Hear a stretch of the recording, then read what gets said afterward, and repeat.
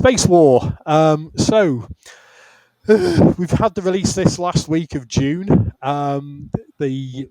I think it's the third attempt now at taking Frank Herbert's incredible novel and putting it into kind of film or cinematographic form. It is very good. It's the first time I've actually enjoyed watching anything to do with Dune, because that film in the 80s was absolutely dreadful. But this one was quite good. But it talks about kind of galactic conflict, and it's obviously been a theme through science fiction since science fiction's been there, really, with Star Wars and Battle Beyond the Stars and Battlestar Galactica and all this. But it's now becoming a reality, and we've had the James Bond kind of space war with Moonraker, where you've got two shuttles and teams of soldiers flying out of the shuttles with their backpacks, their MMU style, Bruce McCandless style black backpacks firing lasers at each other. But it's now becoming a serious problem, a real genuine threat. Not in the way that we probably understand it. I mean, in the 1970s, the Russians managed to put a cannon, even though there was an international ban on the weaponization of space, they managed to put a cannon on one of their space stations, which was quite a terrifying thing. And there's been talk, obviously, all throughout the 1980s under Ronald Reagan's presidency. We had the Star Wars program and space defense, the Space Defense Initiative, SDI, and the concept of using lasers then. And then since then, we've had the Chinese, the North Americans, and the Indians performing what's called ASAT, anti-satellite missile tests, where they've launched a missile from the ground to knock out a satellite in orbit, which is staggeringly stupid on so many fronts, because, again, it's just increasing the debris problem. Now we've got an additional threat, which, I mean, I work in the defence sector for a big British defence company, where we look at some of the aspects of space research, and this has been something that's been flagged up on our radar, pardon the pun, for quite some time, in that it's now been demonstrated, and there's still denials going on, obviously, at government level, but it's pretty conclusive now that China are launching what's called hypersonic missiles, so hypersonic glide vehicles. So this is almost like a mini space plane, launches like a conventional rocket. And then, unlike an intercontinental ballistic missile, which will go into space, go into quite high altitude, and will be picked up by NORAD and other radar detection systems, so they can get launch trajectories and they can get final trajectory on the incoming missile. If you've seen the movie War Games, you'll have seen all of that in action. These kind of skim in that tentative area at the very top of the atmosphere, the kind of interface boundary, the Kármán line area of space. And therefore, they evade this kind of detection, because the atmosphere is still thick enough for them to perform dynamic maneuvering. Now, if you've got an object that can maneuver at literally anywhere between Mach 8 times the speed of sound, and Mach 20 to 21, which is what the Russians are also claiming, you've got a real problem, especially if you've got like large aircraft carriers out in the Pacific or large potential targets. Now, China are doing this, and it's kind of been described as a Sputnik moment. And if you remember in 1957, when Sputnik first flew over the United States, everyone got really scared, because they realised it was the height of the Cold War, approaching the height of the Cold War, which was a few years later with the Cuban Missile Crisis in the early 1960s. But everybody got really scared, because they thought, well, if the Soviet Union at the time can put up a satellite, which was Sputnik, and it can go beep, beep, beep, it could have a bomb or a missile in it. Now, what's happening with these hypersonic glide vehicles is China have been able to demonstrate what's called fractional orbital bombardment. So essentially, they can deploy from orbit potentially not just one weapon, but multiple weapons. Now, this is not something just the Chinese or the Russians are doing. The United States are obviously looking at hypersonic vehicles as well, and you can go on all sorts of conspiracy theory websites or look at the real data.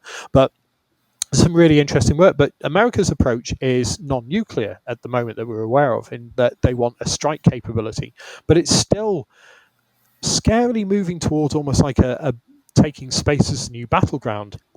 And this has been highlighted by the fact that the US Department of Defense set up their Space Force, and it was kind of laughable, and it looked almost like a TV sitcom with the uniforms, and the trousers in the uniforms were particularly amusing.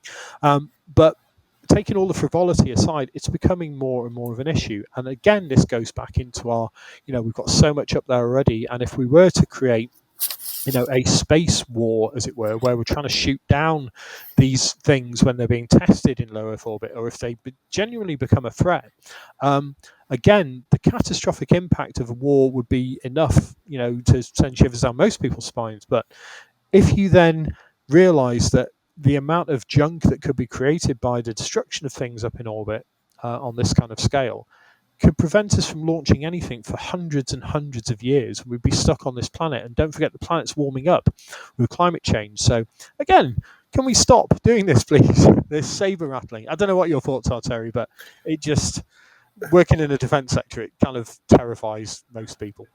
Yeah, you'd know more about that angle than I do, obviously. But what amazes me is that there is actually a UN treaty on the peaceful uses of outer space, which basically bans using space as a sort of a battleground.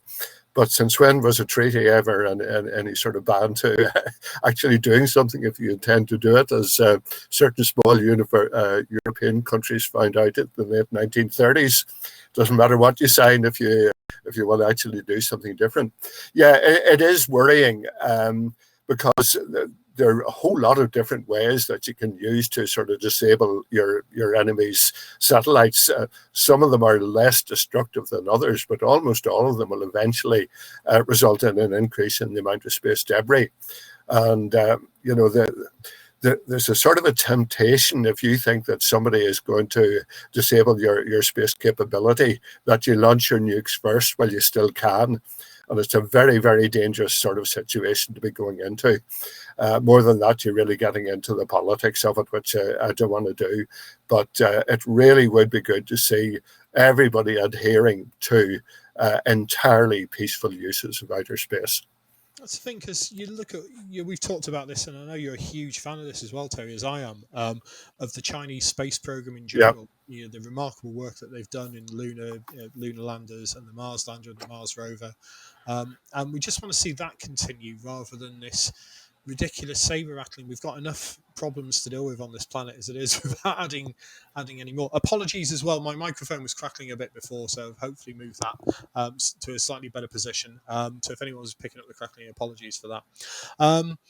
Yeah, it's one of those things that you look at what's happening, and you look at what's happening in other kind of nation states, like North Korea, for example, are now performing their own launch tests from submarines, and it's only going to get worse and worse. So it really needs brave people, and that's the only way of describing it. Brave people at the top of the political tree to kind of sit down and say, right, we need to stop this. We really need to kind of give this a rest and as you said, just focus on the peaceful use of space, because at the moment we're trying to encourage the public to look at the benefits of space. You look at COP26, and climate is a key one where we can impress upon the public what the real benefits of space observation and space research are. And it's not just a rich billionaire's playground or William Shatner's kind of wow moment. It's something quite serious. So let's hope.